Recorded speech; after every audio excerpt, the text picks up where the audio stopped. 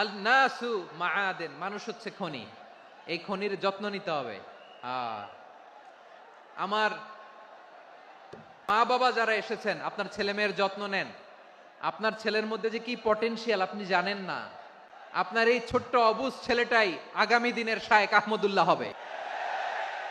আপনার হেফসখানায় পড়া ওই ছোট্ট ছেলেটাই আগামী দিনের আল্লামা মামুনুল হক হবে। আপনার ওই ছেলেটা আমির হামজা হবে, আব্দুল হাই সাইফুল্লাহ হবে। এভাবে বড় বড় আলেম হবে, তারা যুগশ্রেষ্ঠ আলেম হবে। সেই একদিন এই বাংলাদেশের পার্লামেন্টে যে বক্তব্য দিয়ে যশোরের পক্ষে কথা বলবে। আপনি জানেন না, কাউকে ছোট করবেন না, আপনি ওর কনফিডেন্স আপনি কমাবেন না, আপনি কমাতে পারেন না। প্যান্ডেলে আমার যে মা বোনেরা আছেন, ছেলে মেয়েদেরকে কখনো ছোট করে কথা বলবেন না। ও যে কোথায় যাবে আপনি জানেন না, আপনি মা হয়ে তাকে সাহস দিবেন।